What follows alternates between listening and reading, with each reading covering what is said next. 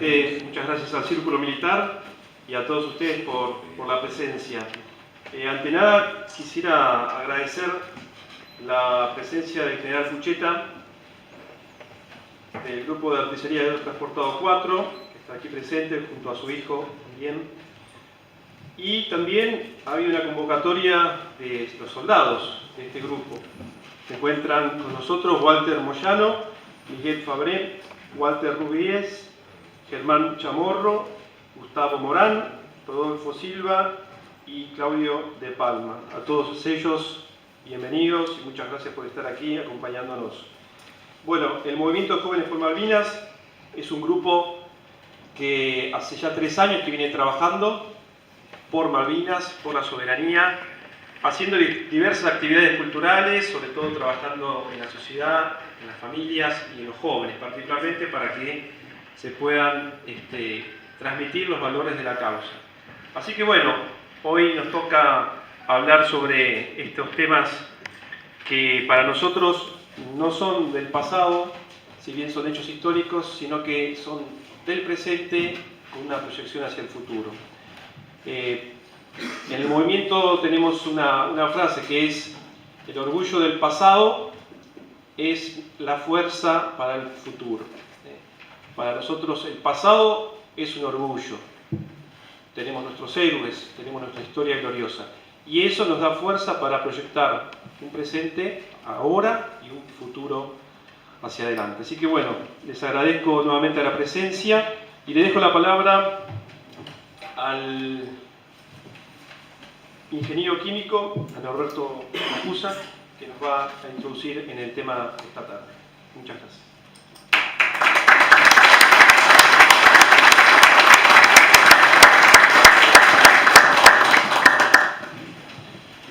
Bueno, muy buenas tardes a todos, gracias por venir.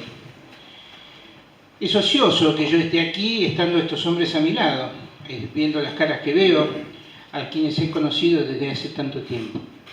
Pero les quiero llamar la atención sobre algo que a mí personalmente me ha llamado la atención durante todos estos años. Cuando uno se mueve en un lugar donde el piso se mueve y además tiene que transportar peso consigo y además alguien intenta matarlo, la cosa se complica mucho. Sobre todo cuando lo que uno tiene que mover son cientos de kilos del arma que voy a manejar. Hay un error general en pensar que la muchachada ha sido conminada a realizar las tareas que llevó a cabo. ¿Saben por qué? Porque yo he tenido el privilegio de conocer a muchos de estos hombres, lo suficiente como para saber qué clase de personas son. La cohesión del grupo de artillería aerotransportado 4, no digo que no haya estado presente en otras unidades, pero de esta puedo dar fe. Uno de sus hombres, Raúl Menéndez, me dijo un día: fuimos como una mano abierta que llegó a Malvinas y se transformó en un puño cerrado. Las cosas más sencillas, las más simples, que tienen que ver con el entrenamiento, terminaron siendo parte de la vida misma y de la defensa de la vida misma. Yo nunca imaginé lo importante que podía ser mantener el paso con un compañero, lo importante que tenía que ser reaccionar todos a una sola voz. Hay una anécdota muy simpática en la que un oficial instructor cuenta que sorpresivamente en medio de una instrucción, fuera de la guerra por supuesto, le dice a sus soldados que todos corran para el norte. Un pandemonium, cada uno salió para donde le pareció. Entonces los llamó a todos y les dijo: muchachos, el norte está allá. Bien, todos corriendo ahora para el sur, y salieron todos para el norte. Es decir, todas esas cosas, por simple que sean, terminan siendo muy importantes cuando el fuego reunido es la única defensa antiaérea que puedo tener sobre un Harrier que se nos viene encima. Entonces, a mi voz de fuego todo el mundo dispara hacia arriba, es la forma de espantar a un Harrier cuando lo tengo sobre la cabeza y no tengo otro medio. Así que yo les pido, por favor, que aprovechen esta oportunidad creo que es la primera vez que se da que estos dos hombres estén juntos hablándole al público, porque ambos han vivido una parte diferente de la guerra. Y esto tiene que ver con la calidad y cualidad de la tropa de élite, que era la gente que conformaba el grupo de artillería del Transportador 4, por ser simplemente paracaidistas, además de artilleros. Eran capaces de moverse en forma independiente. Un grupo de artillería normalmente tiene 3 baterías, o tenía 3 baterías, y cada una de ellas podía moverse como si fuera un grupo de artillería. De hecho, lo tenemos acá el coronel Zanella, que estuvo en Darwin, muy lejos del jefe orgánico de la batería, a mano del teniente primero Chanampa, que era el jefe orgánico de la batería, pero el jefe del grupo estaba a 80 kilómetros, así que esa batería se movió en forma independiente, sin los inconvenientes que uno puede imaginar que pueda tener porque está lejos del puesto comando. Así que tenían esa capacidad, tenían la capacidad de resistir, tenían la capacidad de obedecer, de no discutir, de hacer lo que se ordenaba hacer. Y en un momento donde las cosas se complican, la cohesión del mando es crítica, y lo fue en la guerra, y la respuesta ha sido extraordinaria. Insisto, el grupo de artillería de los Transportados 4 no es el único que ha mostrado esta cualidad, pero sin duda la tiene. Así que yo les pido que piensen simplemente en el heroísmo de todos los momentos. Yo he estado en Malvinas 2 veces el año pasado. Fui en diciembre con mis hijos, que fue un paseo, y fui en marzo con los veteranos. Y el clima es tremendo. Parado en medio de la nada, bajo un chubasco infernal que incluía granizo, pensé en todas las horas en las que todos ustedes han estado a la intemperie expuestos a eso. Y cómo resolvieron como dijeron los jefes. Y alguien me dijo, mira, yo lo buscaba siempre y me ponía al lado porque yo me sentía seguro al lado de mi jefe. Eso es algo que tiene que ver con la madera de la que está hecha la gente y con la cualidad de los jefes. A todos ustedes, gracias por venir y espero que realmente disfruten de este testimonio que le van a dar 2 hombres que le dieron la cara al enemigo. Muchísimas gracias.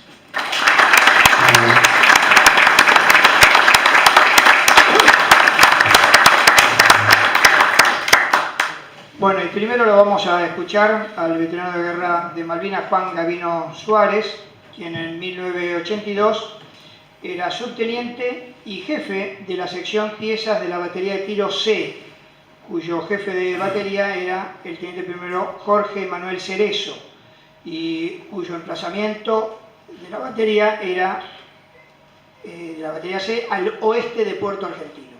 Así que primeramente lo vamos a escuchar. Buenas tardes a todos. Gracias al Círculo Militar y a los jóvenes por Malvinas. Muchas gracias. Es necesario el esfuerzo que hacen en esta sociedad que nos toca vivir. De corazón se los agradezco. Gracias.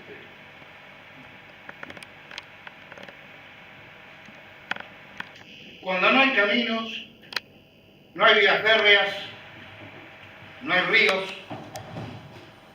no hay mares, no hay pistas de aterrizaje.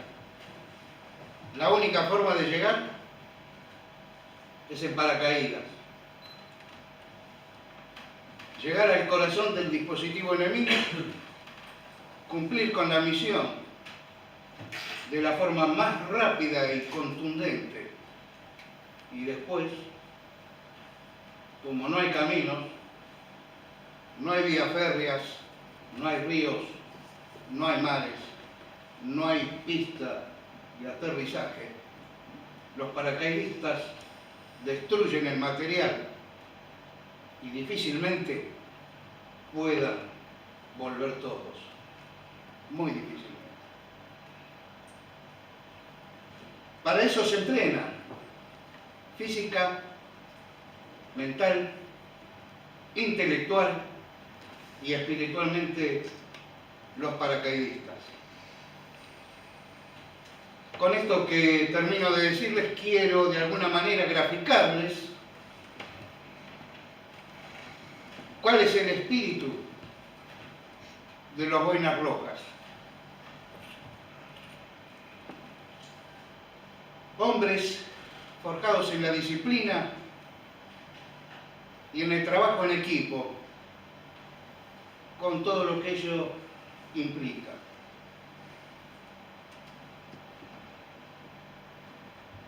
Con seguridad, todos los oficiales del grado de subtenientes que fuimos a Malvinas,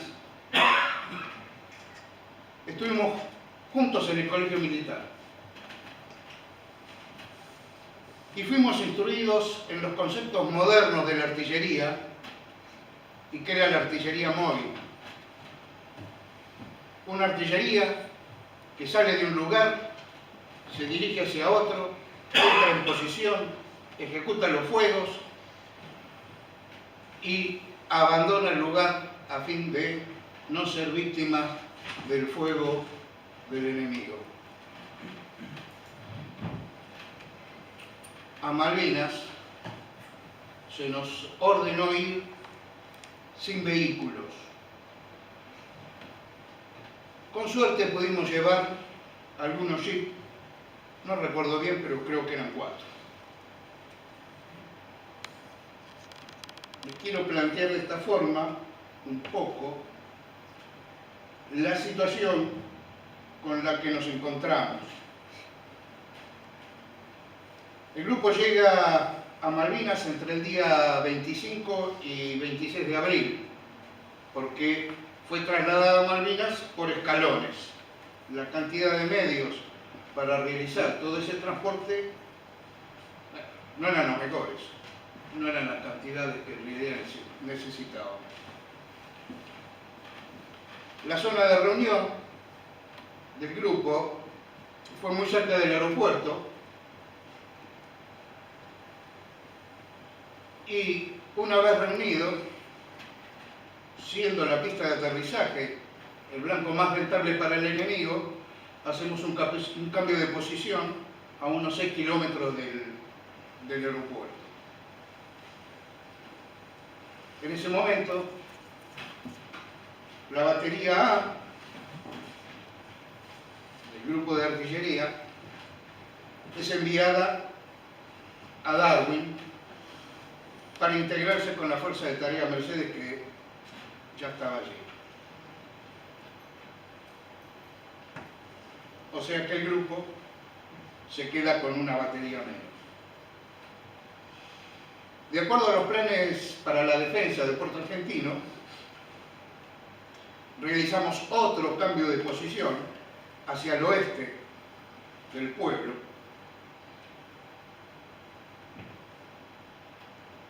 a pocos cientos de metros de las últimas construcciones. Para ese entonces ya habíamos recibido los obuses. Fue un cambio de posición de aproximadamente 9 kilómetros que fue hecho a brazo. Es decir, sobre los obuses se colocaron todos los bolsones, las palas y todo el material de artillería que teníamos y cañón al hombro y empujar las ruedas durante 9 kilómetros. En ese entonces disponíamos de un solo jeep, pero en forma limitada. Si cuando podía venía, buscaba una pieza y la llevaba. Las últimas 3 o 4 piezas hicieron los 9 kilómetros puramente a brazo. Un esfuerzo del personal físico y mental. Nos habíamos entrenado para empujar el cañón, pero el cañón solo, y a lo mejor 1 o 2 kilómetros, pero no el cañón cargado con todo el material, y 9 kilómetros. una tarea donde ningún soldado se quejó. Lo único que se escuchaba eran voces de aliento que se daban para poder llegar al otro lado.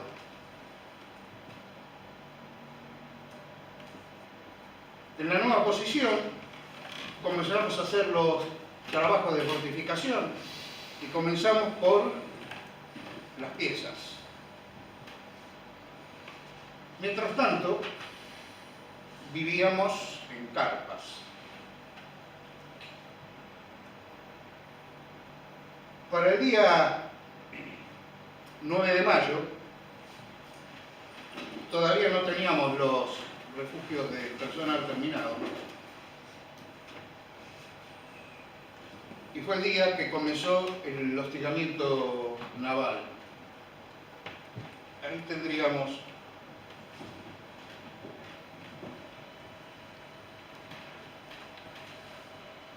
esa, la anterior, ahí está.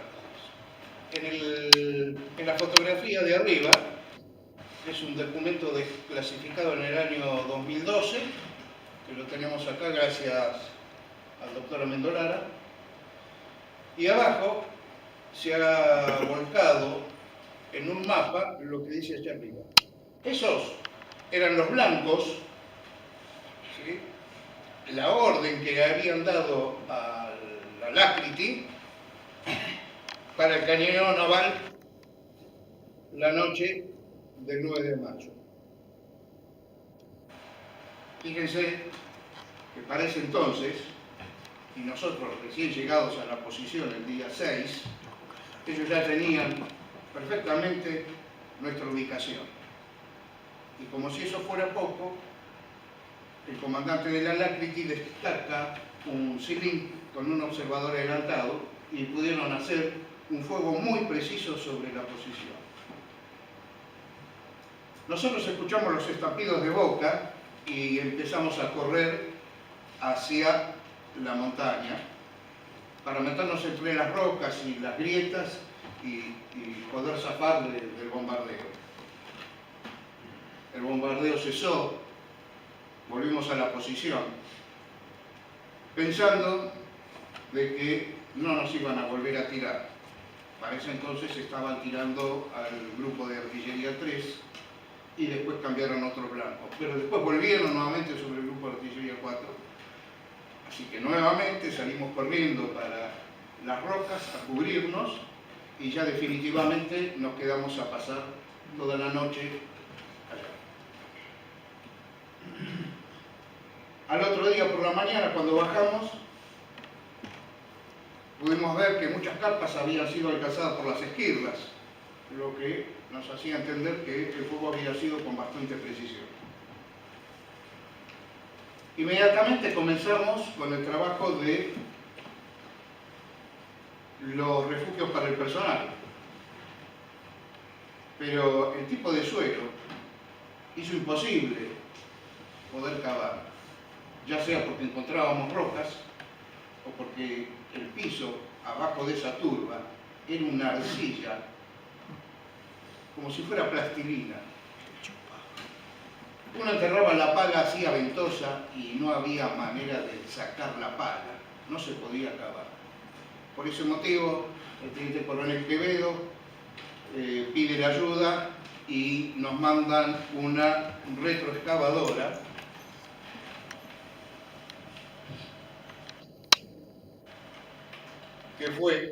esa retroexcavadora fue la que nos hizo los pozos de abrigo de personal, unos pozos de aproximadamente 2 metros de profundidad.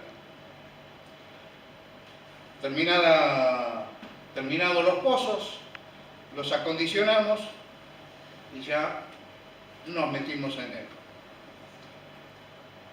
Llegó la noche y con la noche la catástrofe. Por las paredes comenzó a filtrar agua y los pozos se inundaron. Así que en pocos minutos estábamos todos mojados y el equipo mojado.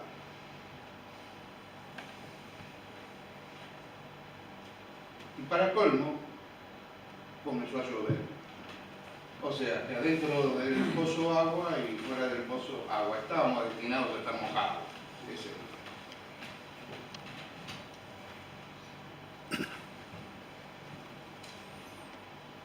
No teníamos cómo secar la ropa, cómo secar la frazada, la bolsa acá. No teníamos. La única manera de mantener la temperatura del cuerpo era trabajando. Y si no trabajábamos, caminábamos alrededor del obús. Comíamos caminando alrededor del obús. Y terminábamos de comer y seguíamos con el trabajo. ¿Qué hacíamos? Hacíamos refugio, pero esta vez para arriba. El teniente coronel Quevedo consigue que la compañía de ingenieros 10 acomode un galpón donde pusieron estufas y allá nos llevamos para pasar una noche y poder secar el equipo y recuperar un poco del calor.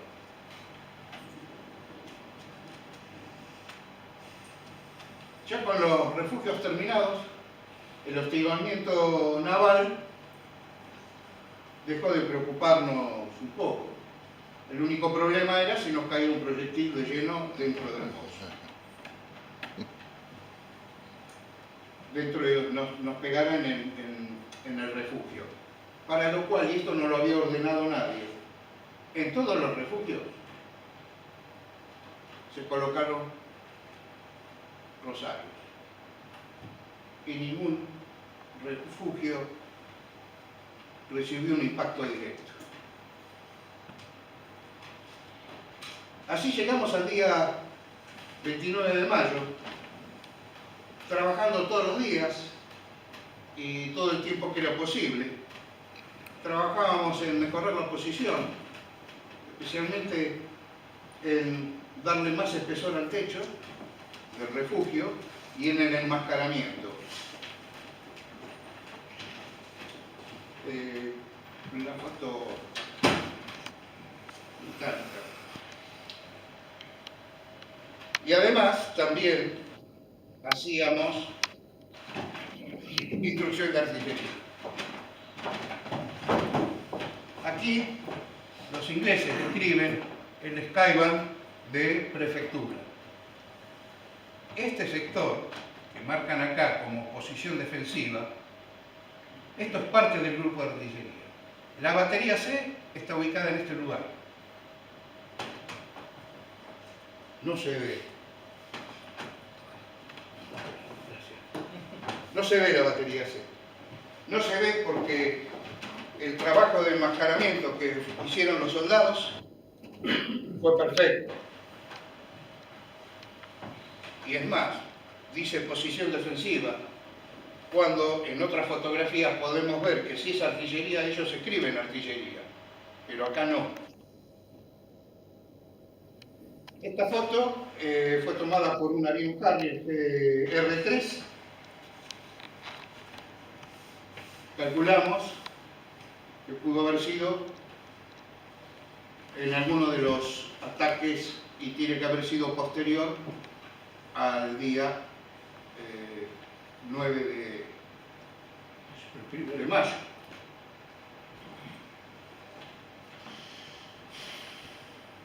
Ahí está el resultado del esfuerzo y el sacrificio. En ese momento fuimos invisibles para los ingleses y creo que lo fuimos en el caso de la batería C por mucho tiempo.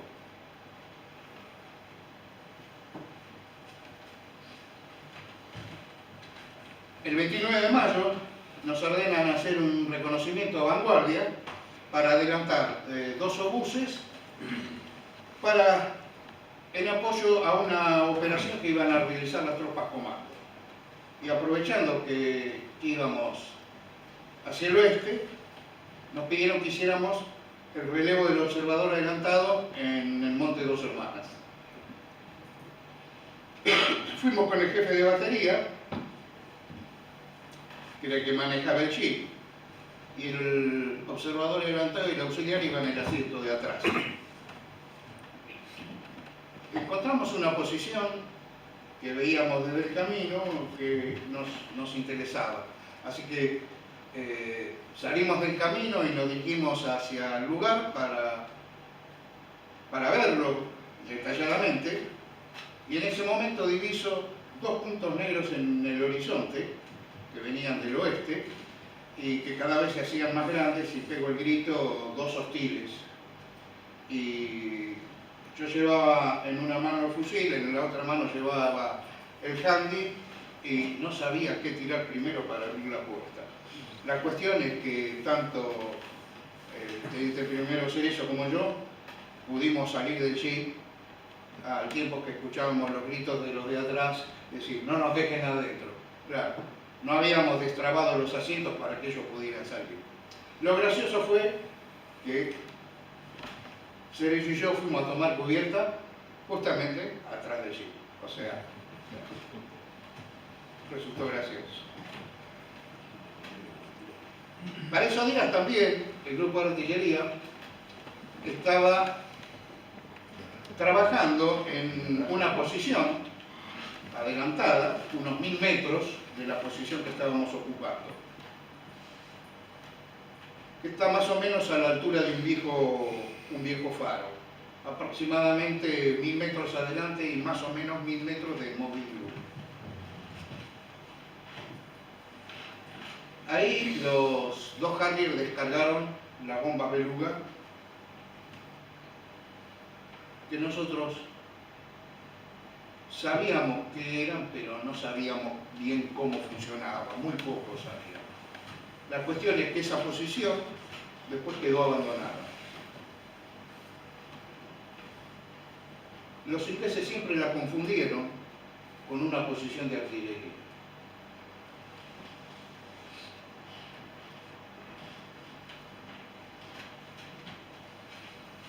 Llegamos al Monte Dos Hermanas a hacer el relevo del observador adelantado.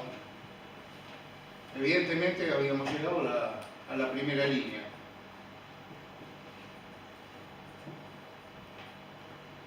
Hacemos el relevo. Cuando viene el observador adelantado, nos vamos. Yo volví preocupado. Entendía que la situación se iba a poner difícil, muy difícil. Ya conocíamos perfectamente bien el día y la noche de Malvinas, cómo era su suelo y cómo era su clima. Y nada me parecía suficiente para frenar a los ingleses.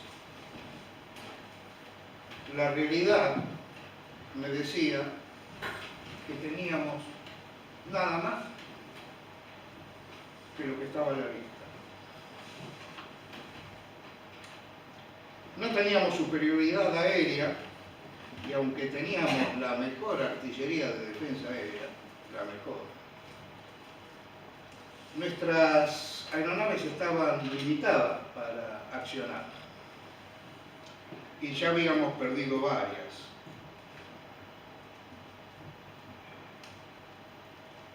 Todo esto